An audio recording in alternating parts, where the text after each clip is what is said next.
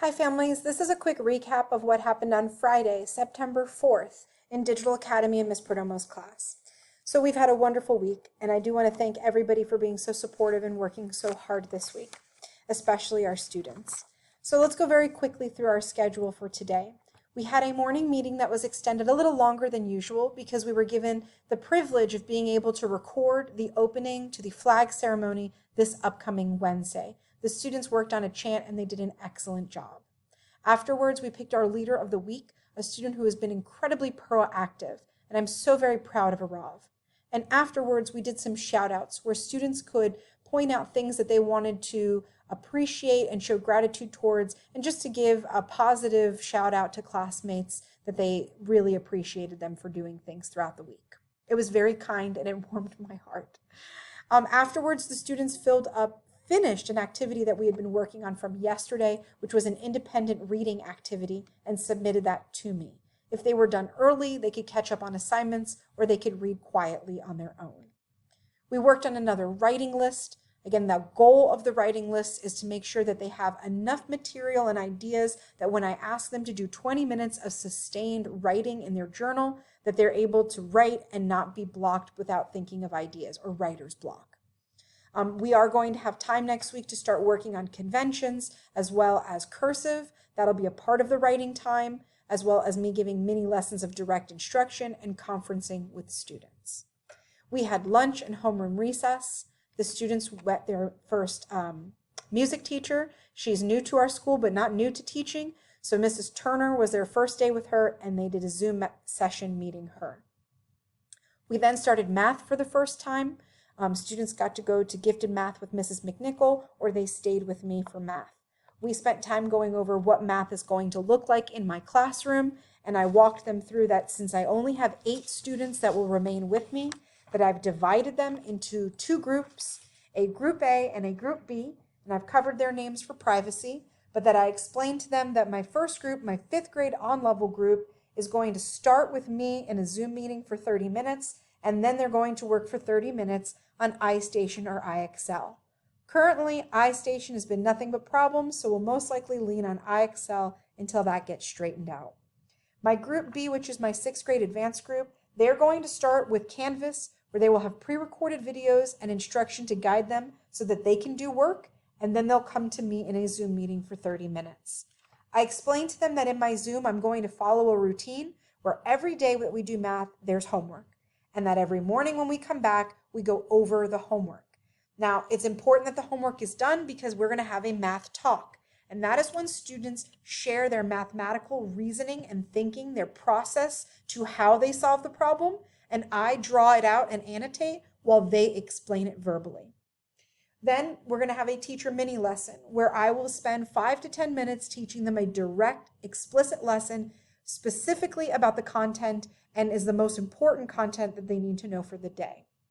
Then I will give them just one really good problem that is related to the content that I want them to show me that they understand. And the problem is going to be one that's going to cause good struggle, good thinking. It should not be a problem that can easily be solved.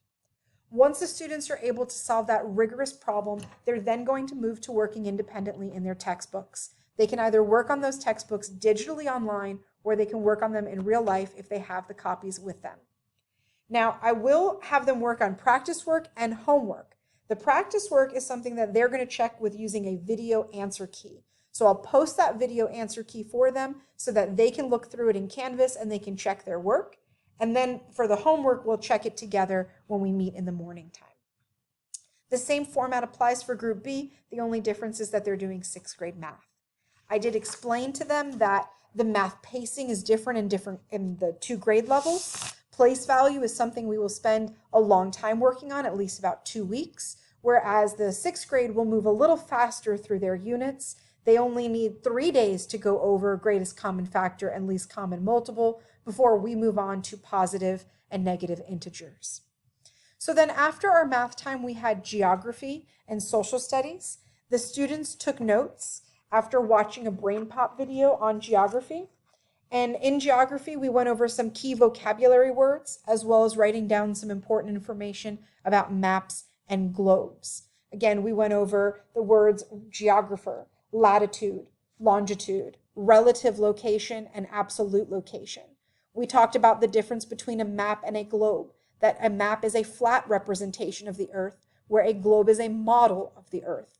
We talked about how that they change over time, and so some of the maps and globes are outdated, and that's a problem with maps and globes. Another problem is that the size and the distance is distorted. We then talked about how all maps and globes are using a grid system, and what exactly is a grid. These are vertical and horizontal lines that are intersecting. We then did our first vocabulary word, a geographer. A geographer is just somebody who studies geography. We talked about latitude being lines that go east and west, and that those lines are called meridians, and that the lines are also parallel. They do not intersect.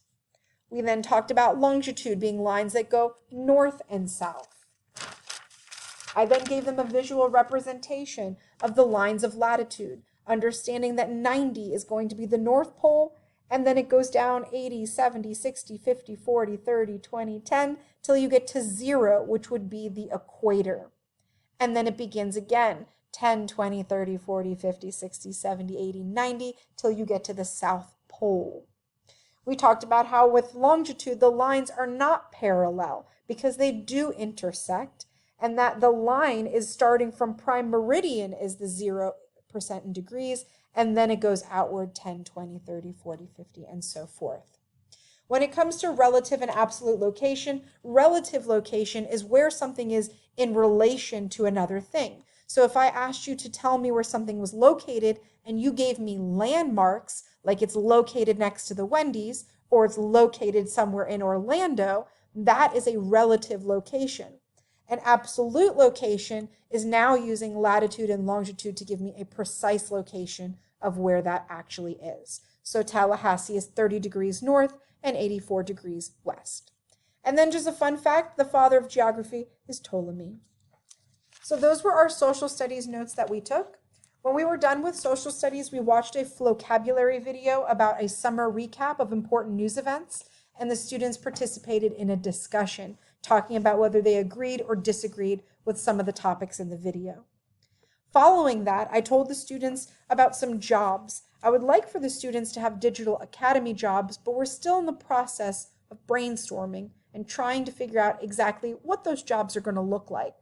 I threw out the idea of potentially having a digital newspaper team that could work together to put together news, maybe music reviews, sharing science news, but that's something that's just still in the idea process.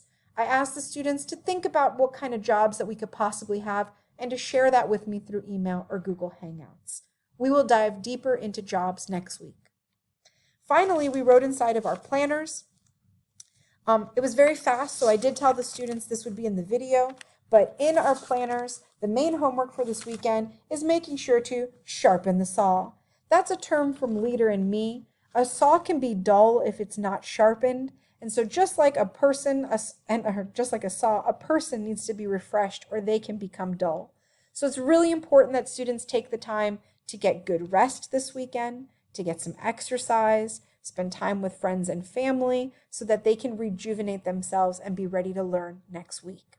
It will become more intense. We did notice that things that we were doing yesterday carried over to today, so we just drew arrows. Like we finished up our Frindle annotations and our independent work. We created another writing list. We finished reading that chapters 1 through 3 in Frindle. And so those were things that we drew arrows for. In their email, I have sent the students their vocabulary and their spelling words for next week, and I will make another video for them going over those spelling words. In fact, I don't know if I will have time to make a video of that, so I'll just show you. I took the spelling words from the Google Doc, and I used one sheet of white paper that I folded in half, and I wrote down all of the 20 spelling words, and then the challenge words. And then on the other side of my paper, I wrote down all of the vocabulary words so that I could tape this into my workspace divider and I would be ready for my words for next week. I would know what they are and I could glance at them each day.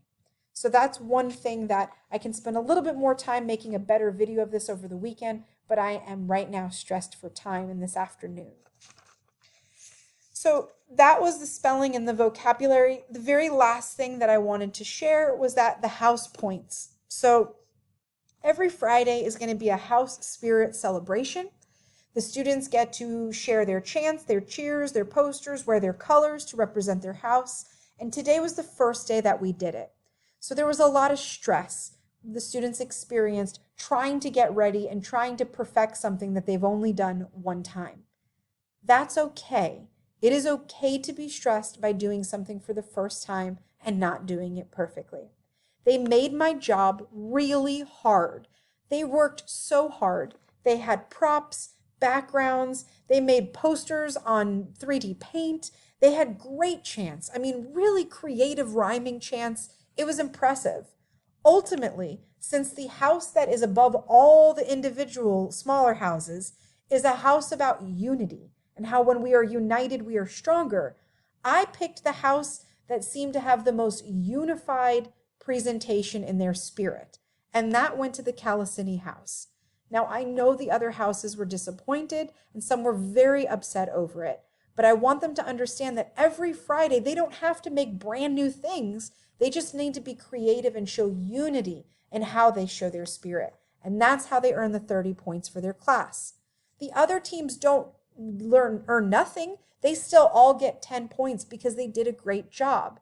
It's just the house that shows the most unified spirit earns the 30 points for that celebration. There are so many other ways to earn points throughout the week. Individually, if you're completing all of your assignments, you're earning points for your house. So I ask you to be patient with me and with the children as we adjust to the houses.